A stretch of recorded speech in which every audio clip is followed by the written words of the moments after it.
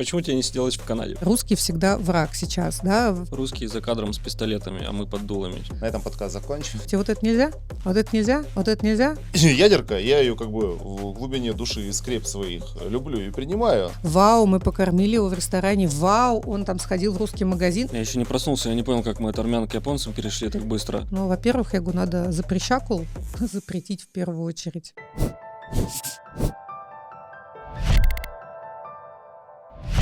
Друзья, приветствую вас на канале Победа 945 в нашем честном подкасте.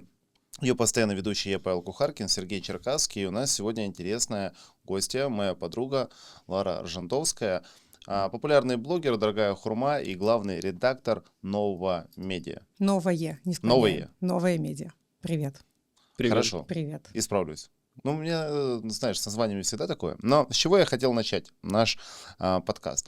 Если посмотреть наши последние выпуски, мы такой небольшой Краснодар. Одни украинцы и армяне, и русские только за кадром у нас. И смотри, как интересно получается. Мы обсуждаем историю, несправедливости, переписывания и так далее. И по большей части обсуждаем мы, украинцы, армяне. Здесь мы в России ее защищаем, там ее переписывают. По сути, такая дуэль одних и тех же людей. Почему так происходит? Почему мы здесь за историческую правду, а те же люди того же цвета крови против? Русские за кадром с пистолетами, а мы под дулами. Все, на этом подкаст закончим. Спасибо, что пришла. Сейчас будет референдум, да? Вот эта вся история. Слушай, ну и так же всегда было. Ну, мне кажется, было, есть и будет, да? То есть, я не знаю, в Японии, например, в учебниках по истории про Хиросиму и Нагасаки сказано буквально следующее. Ядерные бомбы были сброшены на японские города во время войны Японии с Советским Союзом. Чисто технически это правда, потому что тогда Япония еще была в состоянии войны с Советским Союзом. Но кто сбросил бомбу, там не сказано. Как в Саус-парке говорили, корова и курица.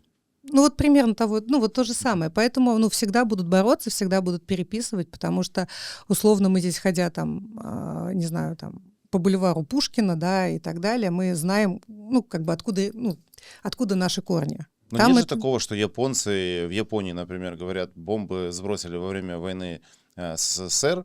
Японцы в Америке говорят, что это бомбы сбросили во время там войны всех против всех, а японцы где-то сидящие, я не знаю, даже где в Африке, говорят, да нет, это все-таки американцы. То есть японцы... примерно так и есть на самом деле. Большая часть японцев, вот сейчас молодых японцев, они не знают, что это сбросили США. Вот они выучились по учебникам, где во время войны с Советским Союзом.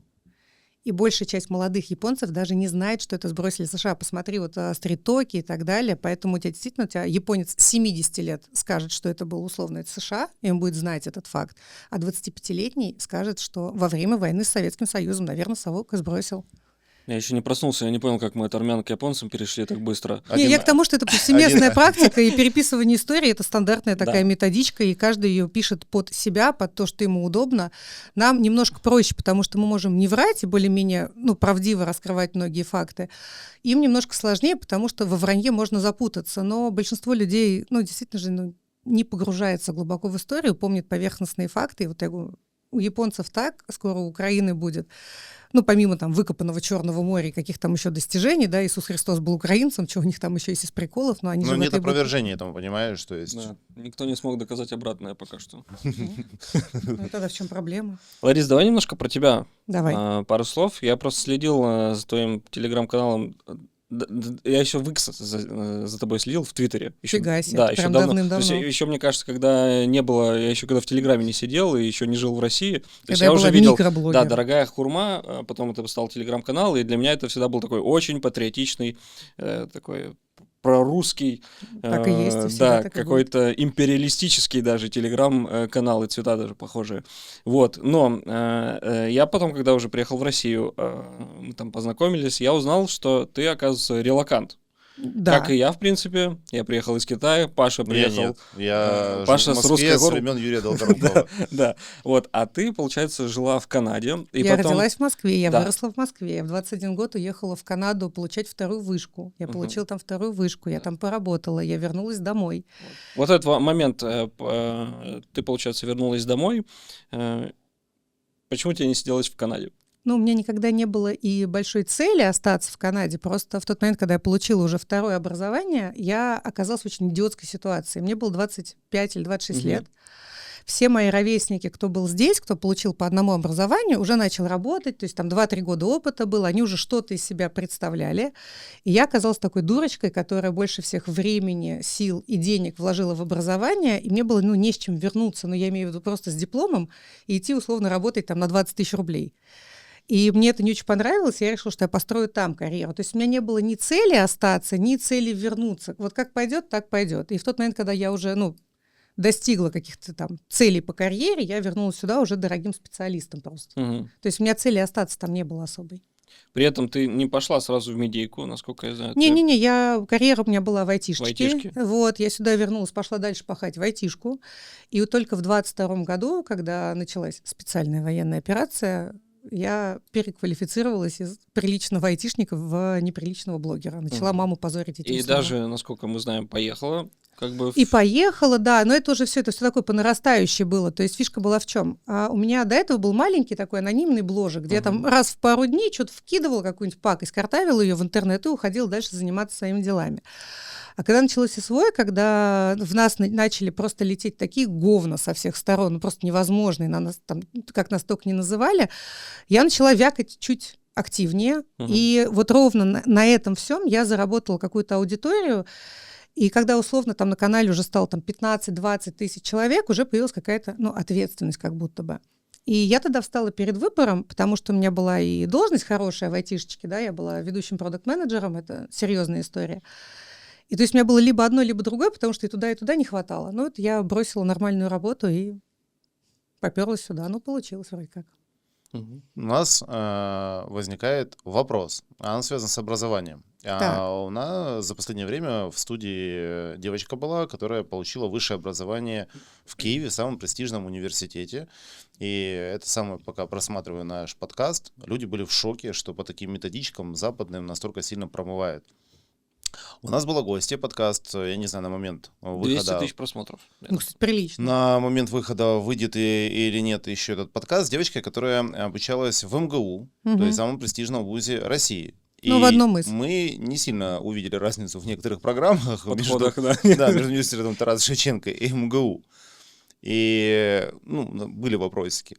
И вот в Канаде. По-любому же были предметы, это болонская система, где ты учишь не только специализированные предметы, но и общеобразовательные, в частности, история, Нет, у меня не было, науки. у меня именно вторая вышка была, поэтому у меня как бы постградиат было, то есть у меня не было общих предметов, у меня была чистая спецуха. Как вот там, на Западе, рассказывают, если есть какая-то тема, связанная так или иначе с русской, с Россией, с какими-то нашими там достижениями, разработками и прочим? Слушай, вот про Россию я не помню, чтобы сильно что-то учили. Вот я прям не помню, но есть прикольная история. У меня дружочек сдавал экзамен на канадское гражданство. Вот, я почему-то уехала без паспорта, до сих пор удивительно почему, но вот так получилось. Короче, там такая маленькая книжечка, страниц, не знаю, 50, история Канады. Мы понимаем, там канадская история, сколько там, 150 лет с небольшим. И там очень интересно, они замыливают факты про себя. Например, там есть фраза, цитирую, «Когда популяция индейцев значительно уменьшилась». Просто взяла, просто без причин. Случайно. Я же пошла перечитывать сначала и искать, может быть, где-то будет объяснение, почему вот была популяция индейцев, и она уменьшилась. То есть там вот этих речегряков довольно много, где они вещи там неудобные для себя замыливают. Закрывают этим листом. Этим кленовым, да. То есть про Россию я, кстати, в своем, вот не помню, в универе мы что-то учили или нет, прям правда не помню, потому что я бы, наверное, как-то у меня бы это отложилось. Но они делают так, как им удобно, это действительно так. Но вот окружение, которое с тобой ходило на пары, в целом, как восприятие России, СССР? Просто там огромное... Наверное, очень поменялось после 2022 года, потому что там же огромная диаспора украинская. Огромная. То есть смотрите, как было у меня. Я всегда, когда я говорила, я из России, но, опять же, что в универе, что на работе, что в кругу друзей. И на самом деле это вызывало как минимум интерес, как максимум симпатию. То есть это же было до 22-го все. Да, я в 20-м уже уехала из Канады. конкретную русофобию, такую вот ненавижу русских, я увидела один раз. Мы ехали с подружкой в метро, мы разговаривали по-русски, на нас бабка такая, ну, прям видно, что шиза сумасшедшая, ну, совсем сумасшедшая, начала что-то орать там про кровавого убийцу и так далее. Ну, короче, какие русские ужасные. Вот это я видела один раз. Второй раз с нами учился парень из Киева на потоке. Вот он в 2014 году, когда Крым стал наш, резко забыл русский язык. Ну, как бы это были уже его проблемы, плевать на него. Больше я не видела именно негатива.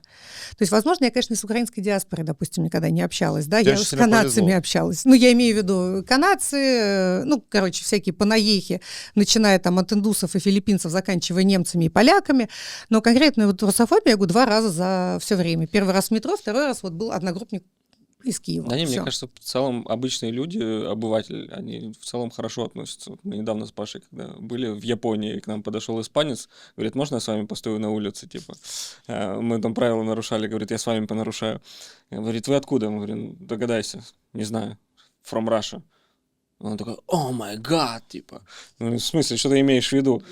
Он такой, это так далеко. Да, это так далеко, интересно, типа. По-моему, Испания немножко дальше от Ну, Японии. я тоже самое у него спросил. Он просто растерялся немножечко, вот, не ожидал. Но в целом с удовольствием общался. Когда все события начались, когда на Западе разгоняли, что у нас там, ну, вообще ужас, кошмар, мы тут во враге лошадь доедаем. Мне звонило, например, бывшее руководство, предлагало там денег переслать или забрать меня обратно на работу. Гуманитарную помощь. Да. Почему ты не... А ты согласилась? Нет. Так в смысле, надо было брать деньги? Нет, я наоборот, мне было так обидно, у меня тогда был красивый новый Мерседес. Слушай, ну ты явно я не наша, ездила за не рулем, украинка. я им снимала видео, я Мы вот заходила сейчас не поняли специально тебя, там. Сережа, максимально, потому что если бы мне кто-то позвонил бы... Дають гроші, бери, б'ють. Разумный А ты мне ляв. было обидно, я говорила, вы чего, вы идиоты, я заходила прям... Разумный ты ля в 2 матах сосе. Это вот абсолютно нормально. Деньги взяла и все. Ой, так плохо. В Вот следующем так месяце плохо. еще Ой, надо. Закончилась еда. Срочно. Нет, они буквально, то есть они читали тогда новость, что у нас реально нет еды, и я им записывала видео из там дорогих продуктовых Я не догадался магазинов. никому написать за границу. Надо было писать, реально говорить, чуваки, нужно очень много У денег. меня, кстати, есть очень плохая история. У меня была подружка, она тоже с Украины, и был тогда сайт знаком с Tinder. Мгм. И я у него попросил, она Дрочка такая, да и точка. я особо типа не стяжу, там, ну, кто-то пишет и так далее. Я говорю, да, я пообщаюсь. Мгм. Вот. А у нее там больше там 5 сообщений, особо разговоры не заходили. Говорит, мне особо не о чем общаться, они какие-то говорит, там странные, ну и пошлятина. И я от имени ее профиля писал разным парням, что I'm from Ukraine, I'm very poor, я хочу есть. И многие там реально предлагали билеты, купить все остальное. Я когда ей вернул телефон, она говорит, у меня говорит, столько предложений, нет, какой спрос, типа, на помочь и так далее. Я говорю, так давай, я говорю, будем тягнуть Хороший бизнес. Хотя он, в принципе, едет уже 5 лет этот бизнес на Украине, все нормально. Не знаю, ответила она кому-то взаимностью или нет, я после этого не спрашивал. Но, тем не менее, а почему создали глобально такой образ, что у нас действительно нет еды, нет воды, не знаю, нет каких-то благ земных. И эта же история, ну, не точечная, она же повсеместная. Слушай, она вообще в этом плане... Почему, например, русский всегда враг сейчас, да, во всей там западной культуре? Очень простая история. У тебя сначала это было на уровне там методичек много-много лет назад, а потом это начало входить в условную привычку. Вот у тебя сейчас, не знаю, разработчик игр. Ему нужно сделать какого-то противника. Кого его сделать? Китайца неудобно, Китай тогда не заберет на свой рынок. Индуса, да ну его нафиг. А есть еще русские, которые имеют вот этот образ уже удобный врага. И у тебя условный разработчик игр по дефолту берет русского как врага. Года. Да, и это совершенно как бы стало нормальной историей. Я не понимаю, почему они нас какой-то недоцивилизацией пытаются выставить на постоянной основе. Вот эта история с туалетами, с асфальтами, с нутеллами, вот это вот, ну, совершенно какой-то сюр и абсурд. Это украинцы скорее. Это Ну, так у них же их это откуда-то фантомные тоже боли. пришло же оно же. Потому что у них нет унитазов у самих. Не знаю, у нас пухососы есть. А мы- Фейк, конечно, но Пухососы приятный. прикольно, да, но сейчас они бы реально действительно пригодились бы. К сожалению, да, это фейк, не хватает именно пухососов. А что мы можем сделать, чтобы этот образ разрушить? Достаточно ли мы общались здесь про идеологию, про методички, сравнивали западные, наши и так далее. Это возникает вопрос, а как разрушить этот образ? А почему ты вообще задаешь вопрос о том, что его нужно разрушать? Вопрос, Или нам не если надо, вы нас пускай. считаете, что мы орки, Мордор, да считайте, да пожалуйста. Тут вопрос вот в чем. Смотри, мы когда начали уходить из всех соцсетей сами, запрещать их, у нас выходит Владимир Владимирович Путин и говорит, давайте вот этих ребят, нормальных мужиков, которые за традиционные ценности, вместе с их семьями, с Запада, с этого поганого, переманивать к нам в Россию. Средний житель Запада о России знает то, что мы во враге лошадь доедаем. И то, что мы уходим из соцсетей, мы как раз закрываем доступ вот к нашему вот этому внутреннему миру, что у нас все нормально, что у нас хоть и фейк, но пухососы, что у нас есть какие-то свои внутренние истории, и что мы здесь живем нормально. Я не знаю, зачем нам разрушать этот образ. У тебя привлекает внимание, притягивает тот, кто сильный, и тот, кто уверен в себе. Если они считают, что у нас недоцивилизация, и считайте, черт с вами. Кстати, работает это интересно, то есть там все время идет пропаганда, что мы тут, как ты сказала, во враге сидим, а потом приезжает Такер Карлсон, условно, с такими глазами, ходят, рассказывают, тут чистая улица, тут чистое метро, тут нет бомжей, тут еще что-то, или там Кэндис Оуэнс. Она же это рассказывает в том числе потому, что там все время льется пропаганда, да, это, я просто это понимаю, это чувство, я знаю, потому что я в 17 году ни разу не был в России, я решил поехать сам, но я ехал с той мыслью, что там только покосившиеся заборы и алкаши валяются везде. И когда я приехал, я в Питер сначала приехал, я настолько охренел, да, что, то есть были заниженные ожидания, и поскольку они были, то есть у меня эффект конечно, вау-эффект был абсолютно. Вау-эффект, он умножается во много раз. Вот, поэтому... Слушай, она, если не ошибаюсь, восхитилась нашим местным Starbucks. Кэндис Оуэнс? Да. Слушай, потому что в Америке Starbucks — это буквально бомжатник, гадюшник, очень грязный. Да, как и Макдональдс. Как и Макдональдс. То есть у нас они всегда чистенькие, ухоженные, но, опять же, я бешусь страшно, как наши бегают вокруг Эрла Маска. Мы сейчас хотим об этом поговорить с тобой. Можно отдельно это обсудить, в принципе. Это прям ужасно, на самом деле. Вот это, знаете, вау, живой американец. Да плевать мне на их мнение. Плевать. Но я говорю, представьте, я не знаю, меня бы затащили на экономический форум в каком-нибудь Нью-Йорке. Но на меня было бы плевать примерно всем. И не потому, что они плохие, а потому что, да кто я такая? Вообще вокруг меня плясать. Я до сих пор не могу понять, кто такой Эрл Маск. Кроме его всех регалий, странностей, но с точки зрения, да. Я так понял, вы настроены негативно оба. Я настроена негативно к тем пляскам, которые устраивают вокруг «Вау, живой американец». Вы чего, ребята? Можно к себе немножко уважения? Я просто выступлю немножко в защиту, с другой позиции. Потому что, Эрл Маск, окей, его не беру в расчет. Эндрю Тейт? Да, он странный чувак. Эндрю Тейт тоже, но вот здесь интересная ситуация, что Эндрю Тейта и Кэндис Оуэнс ставят в одну плоскость. Да. Но на самом деле это его не приглашали на ПМЭФ, он просто сам приехал, насколько я понимаю. И встречали его в аэропорту не власти с хлебом и солью, а просто он заказал себе это. Оказывается, у нас есть сервис. Да, ты можешь заказать за 15 тысяч рублей. Встречу в аэропорту с хлебом и солью. Да нет, пожалуйста. То есть его кенты заказали, он блогер, он, весь такой, нет, он умеет делать шоу. Почему он сделал шоу из приезда в Россию. Но я немножко продолжу. Почему, вот у меня мысль, почему, все так обсуждают приезд американских блогеров в Россию, да, а наши, допустим, если у нас общак условная полетит в США, никто не обратит внимания. Абсолютно. Да? Но мне кажется, что здесь в условиях того, что на Западе вот эта вот информационная движуха идет по очернению России и по отмене России, да, любой, кто хоть как-то хорошо высказывается о России, на него нападают со всех сторон, да, и в целом они постоянно обсуждают Россию. Если мы откроем западную прессу, то с утра Путин, Кремль и так далее, да, и когда кто-то решается, а Кэндис Оуэнс, например, не берем Тейта, да, не берем Маска, Кэндис Оуэнс сейчас реально одна из самых таких известных журналисток, которая шумит по всему миру, и когда кто-то решается, поехать в Россию, за этим просто интересно наблюдать, как ее будут отменять, как на это будет кто реагировать, и поэтому, мне кажется,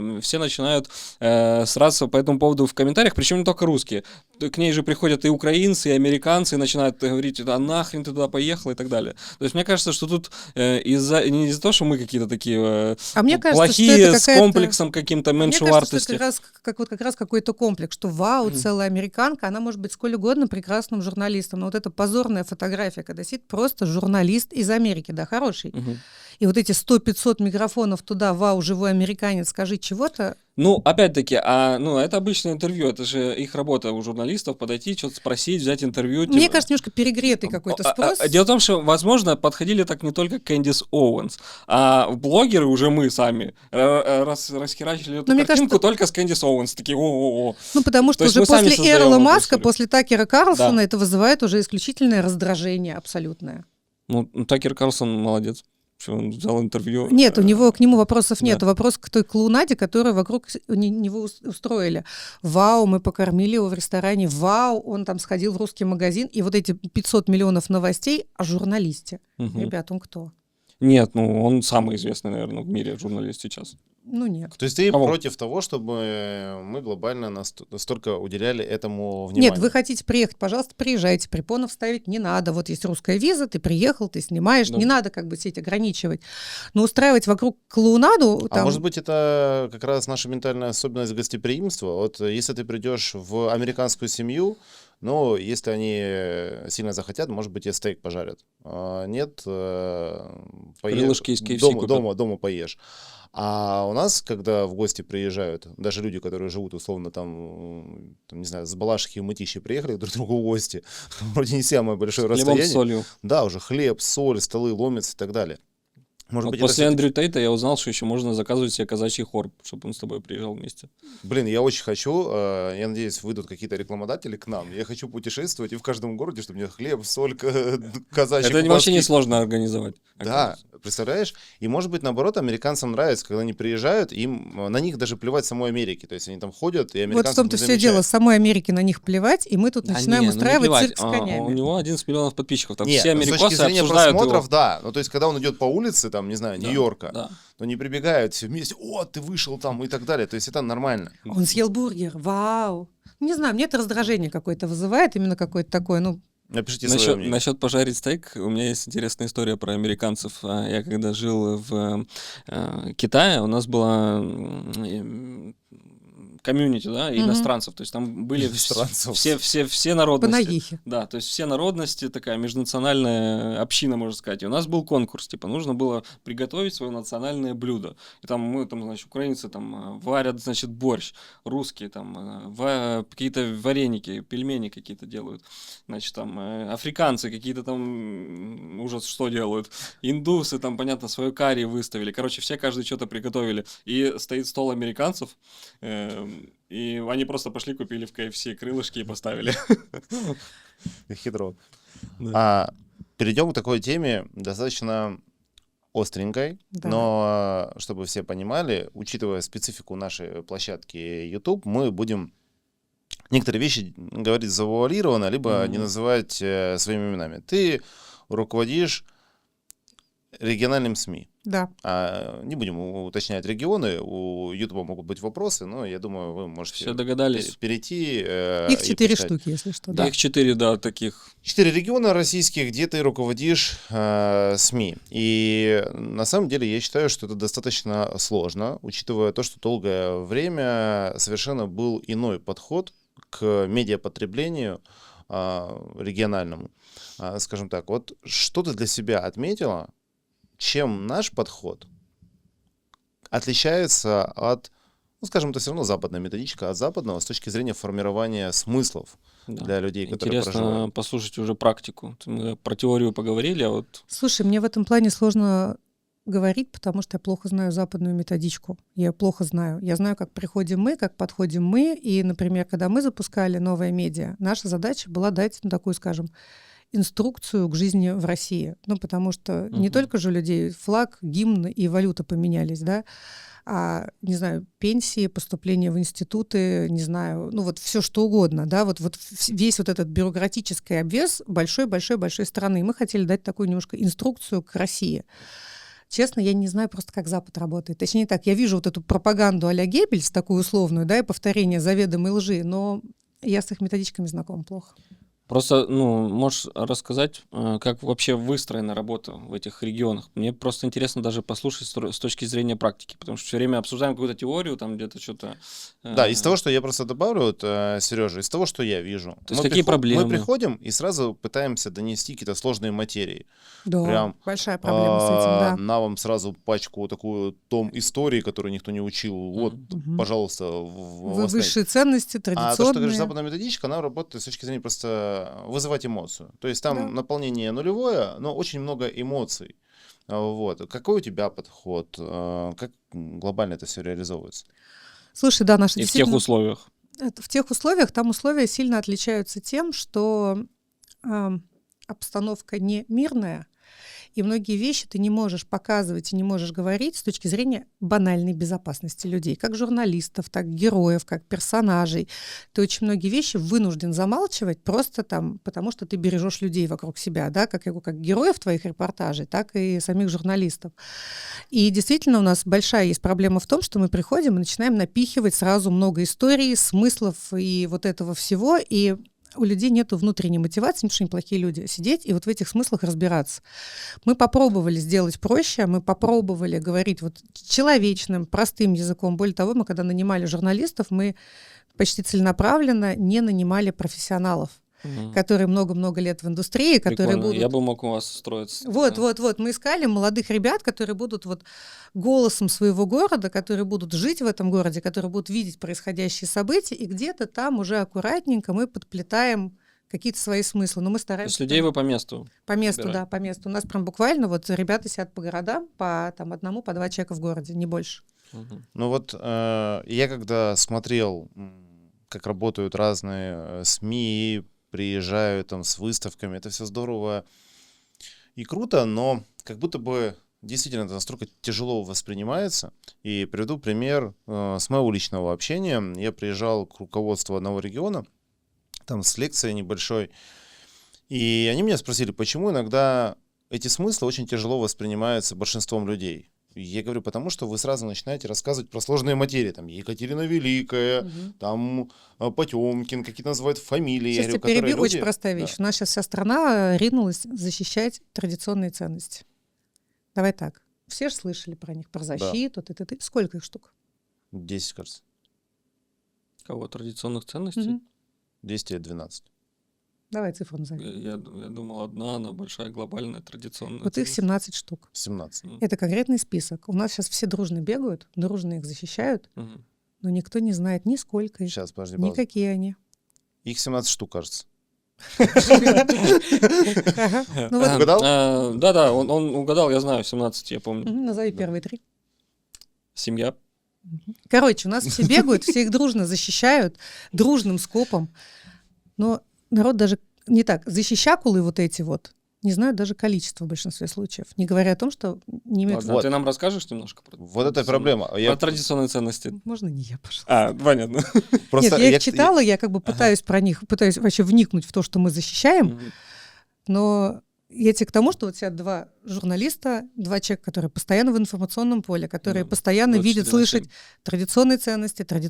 Даже вы не знаете, сколько их, хотя бы не говоря о возможности перечислить их. Я просто из того, что я понимаю, эти 17, можно кратко сформировать, что семья это должна быть мама и папа, а не 2 папы. Подожди, я загуглил. 17 традиционных духовно-нравственных ценностей России от 9.11.22 года. Жизнь, достоинство, права и свободы человека, патриотизм, гражданственность, служение Отечеству и ответственность за его судьбу, высокие нравственные идеалы, крепкая семья, созидательный труд, приоритет духовного над материальным, гуманизм, милосердие, справедливость, коллективизм, взаимопомощь и взаимоуважение, историческая память и преемственность поколений, единство народов России. Все. Вот мы за историческую память, мы Указ вписываемся в это. года. Да. Но вот у меня есть на руке браслет 10 заповедей, и я себе закажу как-то браслет 17 традиционных ценностей. Ну да, это вот как раз вопрос к донесению этой информации, потому что люди такие 17 штук, это что-то сложное. Попробуй их выучить хотя бы Попробуй для себя. их Зато выучить. все бегают и защищают, очень дружно. Да, и то же самое было с моим общением с руководством одного из регионов. Они говорят, вот мы там стараемся, а мало получается. Я говорю, извините меня, вы же еще недавно жили в другой парадигме, ходили со мной в одну школу и понимаете, как была выстроена программа по той же истории. И говорю, вы же понимаете, что люди, которые не изучали историю, когда вы сразу скопом наваливаетесь, я говорю, они это не воспринимают. И встает один человек, уважаемый, на госдолжности, и говорит, слушай, мы на прошлой неделе открыли памятник, а я хрен его знает кому. Я говорю, а зачем вы тогда его открывали? Ну, говорит, вот попросили. Как ты думаешь, вот такие наши подходы, иногда нарочитые, они возымеют эффект? Либо в краткосрочной перспективе это невозможно, а в долгосрочной обязательно все будет Как бы хорошо. мы не получили обратного эффекта, что все навязываемое нами станет восприниматься как нудная обязаловка, от которой хочется держаться подальше. Потому что, опять же, чем хорош Запад? Тем, что он подкрепляет все свои, грубо говоря, ценности очень большой индустрии. Киноиндустрии, музыкальной индустрии, то есть всеми возможными форматами, начиная от комиксов, заканчивая серьезной литературой, начиная от примитивных игр, заканчивая серьезным кино. А мы как-то вот впиливаемся в какую-то тему ненадолго, вкидываем туда кучу усилий и бежим за какой-то уже другой темой. У нас нету такой, знаешь, последовательности. У нас кино говорит про одно, музыку выпиливают другое, дальше какие-то уроки о важном, там вообще третье. И человек, кстати, теряется в этих всех нарративах. Ну почему? Сейчас, например, если с точки зрения борьбы с запрещенными препаратами, да, я тут даже не знаю, можно уже произносить это или нет, из песен это повырезали. В этих ценностях как бы тоже подразумевается, что ты их не употребляешь. Из песен это повырезали на официальных площадках. Что Да. мы получили в итоге? Народ ушел на неофициальные площадки. Там, где песни есть целиком.